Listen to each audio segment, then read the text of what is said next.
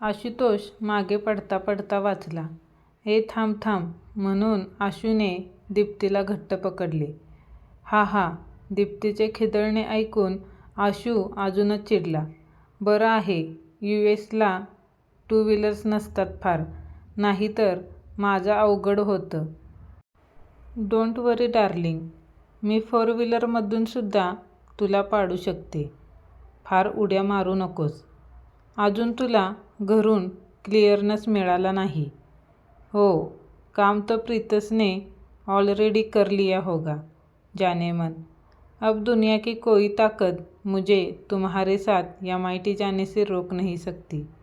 दीप्तीचा उत्साह दुथंडी भरून वाहत होता. त्याला कारण सुद्धा तसंच होतं. MIT सारख्या युनिव्हर्सिटीमध्ये पूर्ण स्कॉलरशिप, बरोबर मास्टर्स करण्याची संधी, आणि ती सुद्धा आशूबरोबर. जिंदगी से और क्या चाहिए, असं दीप्तीला वाटतं. तर ते काही गैर नव्हतं. ती आणि आशुतोष हायस्कूल स्वीटहार्ट्स होते.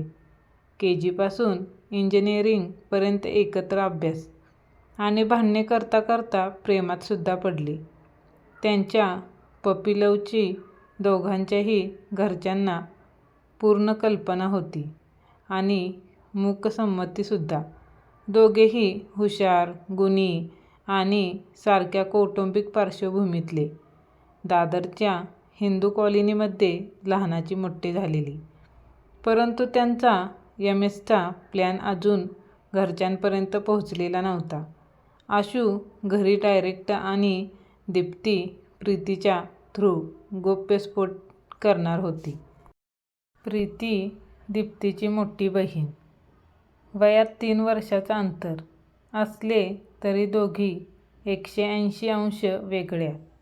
प्रीती शांत, मनमिळाऊ, गृहकृत्यदक्ष आणि कलाकार, एकदम वाईफ मटेरियल.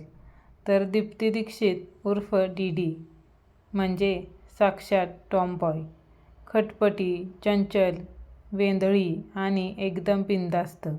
दोन्ही पाय खाली सोडून हॉर्न बडवत मुंबईच्या गजबजलेल्या रस्त्यावरून स्कूटी हाणणारे. दिसायलाही दोघी वेगळ्याच होत्या. प्रीतीने सुषमाताईंचे घारे डोळे, गालावरच्या खळ्या, लांब सडक केस आणि गोरेपान वर्ण बरोबर उच्चारला होता.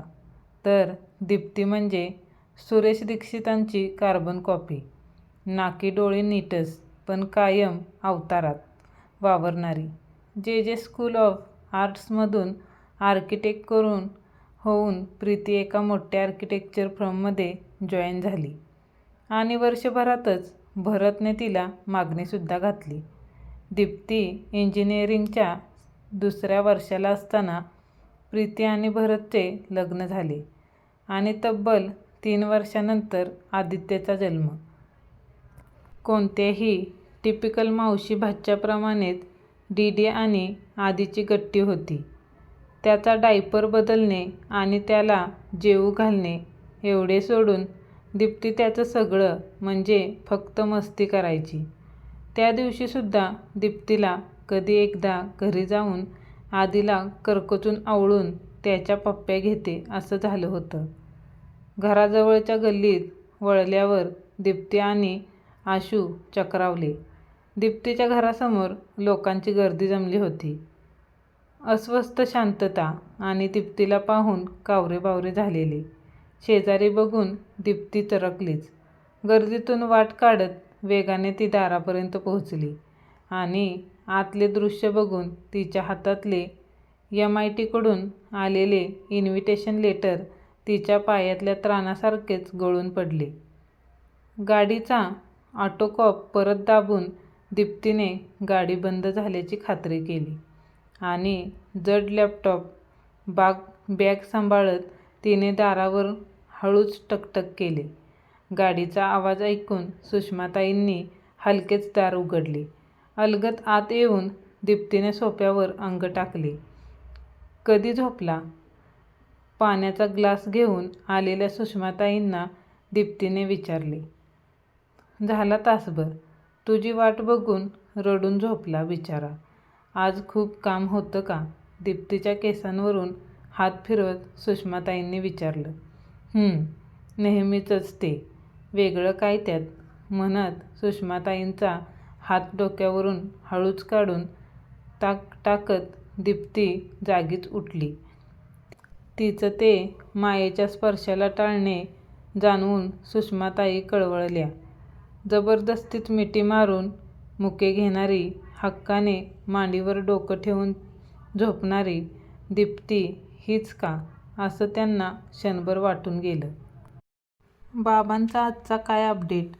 टेबलावरची आलेली पत्रं एकीकडे चाळत दीप्तीने विचारले. तटस्थपणे एखाद्या प्रोजेक्टचं अपडेट विचारावं तसं स्टेटस को तिच्याच शब्दात उत्तर देत सुषमा ताई उठल्या. टेबलवर जेवणार आहेस की लॅपटॉप समोर बसून? त्यांनी तुटकपणे विचारले.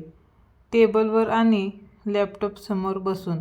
आज एक महत्त्वाचा रिपोर्ट पूर्ण करायचा मला. मी फ्रेश होऊन येते. सुषमाताई दुखावल्या गेल्या आहेत असं दीप्तीला जाणवलं. तू पण काहीतरी घे ना माझ्याबरोबर. Midnight coffee. तिने सारवासारव केली. किचनमध्ये जाणारा सुषमाताईंचा आवाज विरत गेला. काय वाचते आहेस? जेवण संपवून दीप्ती पुन्हा लॅपटॉपवर काम करू लागली आणि स्वयंपाकघर आवरून सुषमाताई पुन्हा पुस्तकात शिरल्या. जॉर्ज ऑरवेलचं रोड टू विगन पियर मिळालं होतं लायब्ररीमध्ये. जॉर्ज ऑरवेल सुषमाताईंचा लाडका लेखक. अरे वा, गुड. ओल्ड ऑरवेल पुन्हा वाचताना कसं वाटतंय? दीप्तीच्या लक्षात आलेलं बघून सुषमाताईंची कळी खुलली. BAच्या माझ्या शेवटच्या बॅचला शिकवल्यावर आज वाचते आहे. खूप वर्षांनी एकदा मित्र भेटावा असं वाटतंय. किंवा जुना फोटो अल्बम पुन्हा पाहत असल्यासारखं, सुषमाताई म्हणाल्या आणि अचानक दोघीही स्तब्ध झाल्या. नेहमीप्रमाणेच. कोणत्याही विषयाचा शेवट त्या अनघड स्तब्धतेतच व्हायचा. रस्त्यावरून चालणारी गाडी अचानक पुढे आलेल्या कटड्यामुळे गचकन थांबावी तसे. सुरांची बरसात करून श्रोत्यांना मंत्रमुग्ध करणाऱ्या सतारीच्या तारा भर मैफलीत भंगाव्या तसे. सुजलेल्या डोळ्यांनी गाढ झोपी गेलेल्या आधीच्या निरागसतेत वसणाऱ्या वेदनेसारखीच स्तब्धता. पुटपुटत दीप्ती कॉन्फरन्स रूममध्ये मधून बाहेर आली आणि आपल्या केबिनमध्ये येऊन 2 घोट पाणी प्यायल्यावर शांत झाली. 2 महिने मेहनत घेऊन बनवलेली मार्केटिंग स्ट्रॅटेजी यश म्हात्रेने डायरेक्ट रिजेक्ट केली. म्हणे ओल्ड स्कूल आहे, याला काय माहीत आहे इंडियन कॉस्मॉसबद्दल. लंडन बिझनेस स्कूलमधून आला म्हणजे त्याला इंडियन मार्केटची पल्स इतक्या लगेच कळली काय? UKची स्ट्रॅटेजी इंडियामध्ये कशी काम करेल? सच ए शो ऑफ. आणि ओल्ड मॅन म्हात्रे लगेच नातवाच्या तालावर नाचायला लागलेत. शेवटी विचारांच्या नादात दीप्तीने नवीन रिपोर्टवर काम सुरू करण्यासाठी लॅपटॉप उघडला आणि इनबॉक्समध्ये आलेला मेल बघून तिच्या पोटात एकदम गोळा आला. आशू इंडियाला आला होता आणि त्याला दीप्तीला भेटायचं होतं. शनिवारी 4 वाजता कॉफीला भेटू. सेम प्लेस, म्हणून दीप्तीने रिप्लाय केला. तब्बल 4 वर्षांनंतर त्याला भेटायला कसं वाटेल? दीप्तीला जॉर्ज ऑरवेलची आठवण झाली. Good old George Orwell, good old Ashutosh Patankar. आशूने दीप्तीचा हात घट्ट पकडला. समोरचं दृश्य बघून तोही हबकलाच होता. सुषमा काकू सोफ्यावर बसून रडत होत्या आणि सुरेश काका चक्क जमिनीवर डोक्याला हात लावून बसले होते. काय झालं काकू? कोणी काय सांगेल का प्लीज? आशू कळकळीने म्हणाला. दीप्ती अजूनही धक्क्यातच होती. खाली बस दीप्ती. शेजारचे दामले काका दीप्तीला म्हणाले. प्रीती आणि भरत नाशिकवरून येताना त्यांचा ॲक्सिडेंट झाला. आणि प्लीज काका, आशू ओरडला. प्रीती आणि भरत ऑन द स्पॉट गेलेत. पुढचं दीप्तीला काही ऐकूच गेलं नाही. पोस्टमॉर्टम, पोलीस, भरतचे आईवडील, अंत्यसंस्कार. बिचारा आदित्य. दीप्तीने चमकून बघितलं. बिचारा आदित्य वयाच्या 8व्या महिन्यात पोरका झालेला. आदित्य, तिचा लाडका आदित्य. आणि तिचे अश्रू आतल्या आत गोठून गेले. बहुतेक कायमचेच. घरात येणाऱ्या लोकांच्या पायाखाली तिचं MITचं इन्व्हिटेशन लेटर केव्हाच चुरडून गेलं होतं. शनिवारी बरोबर 4 वाजता दीप्ती जिप्सीमध्ये शिरली. आशू आधीच टेबल धरून बसला होता. त्याचं नेहमीचं टेबल. दीप्तीला बघून त्याने हाताने इशारा केला. क्षणभर ती दारातच रेंगाळली. 4 वर्षांनंतर ती इथे येत होती. आशूसमोर बसल्यानंतर दोघांनी एकमेकांना एक अवघडलेलं स्माईल दिलं. हे हाय, लाँग टाईम. कशी आहेस? Up and running. दीप्तीचा पेटंट डायलॉग. कितीतरी वर्षांनी त्याने ऐकलं. तू डाऊन अँड आऊट. दोघांच्याही चेहऱ्यावर आपले जुने डायलॉग्स ऐकून हलकेच स्मित उमटलं. कधी आलास? परवा. कधी परत जाणार आहेस? पुढल्या महिन्यात. दोघांनाही पुढे काय बोलायचं ते न सुचल्याने एक ऑकवर्ड पोज. कॉफी. आशुतोषने वेटरला खूण केली. Black, no sugar, no milk. दीप्तीने आपली ऑर्डर दिली. सम गोबी मंचुरियन मॅडम. वेटरने त्या दोघांना बरोबर ओळखले होते. No thanks, I am fine. Deepti हसत म्हणाली. वातावरणातला ताण जरा निवळला. बोल. म्हणजे? आशुतोषने आश्चर्याने विचारले. काहीतरी सांगायला इथे बोलवलेस ना मला? आशुतोष एकदम गंभीर झाला. तेवढे ओळखते मी तुला आशू. आशू म्हटलं तर चालेल ना? ऑफकोर्स. मग मी लग्न करतोय. कॉंग्रॅच्युलेशन. काहीच झालं नाही. इतक्या शांतपणे दीप्तीने कॉफीचा घोट घेतला. तुला काहीच वाटत नाही का? मला काय वाटायचे? तू किती बदलला आहेस DD. Like I had a choice. Yes you DD. To come with me. Don't you start again. It was over then and there. दीप्तीचा आवाज किंचित चढलेला पाहून दोघेही पुन्हा गप्प झाले. So who is the lucky girl? Like you care. Like you care? तू माझ्याशी भांडायला मला इथं बोलवलं आहेस का? नाही, तुझा निरोप घ्यायला. आशूच्या डोळ्यातलं पाणी दीप्तीनं न दिसल्यासारखं केलं. निरोप तर तू कधीच घेतला आहेस. आशू, म्हणजे सगळा दोष माझा आहे की आपलं नातं तुटलं. इथे आपण कोणीच दोषी नाही आहोत. हा आपल्या चॉईसचा प्रश्न आहे. तू निघून जाण्याचा निर्णय घेतलास आणि मी इथे राहण्याचा. That is all. You have no idea how difficult it was for मी.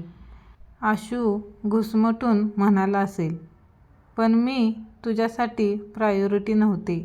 अजूनही नाही. मी होतो प्रायोरिटी तुझ्यासाठी. तू कुठे सोडलंस तुझ्या फॅमिलीला माझ्यासाठी? तू काय बोलतो आहेस तुला तरी कळतंय का? कसं सोडणार होते मी त्यांना? आशू सांग ना कसं? प्रीतीच्या जाण्याच्या 3ऱ्या दिवशी बाबाला पॅरालिसिसचा अटॅक आला. आधीला सांभाळायला भरतच्या भावाने नकार दिला. कोणाच्या जीवावर सोडणार होते मी त्यांना? हेच जर तुझ्या बाबतीत घडलं असतं तर तू गेला असतास US ला आणि मला जाऊ दिलं असतंस? बोल. Forget it.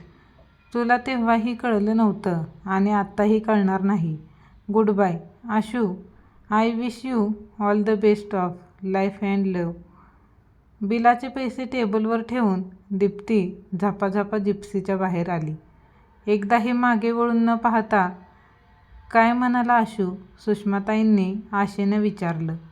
लग्नाची पत्रिका दिली स्वतःच्या. जायचं का तुला? दीप्ती: आई चिल, मला काही फरक पडत नाही.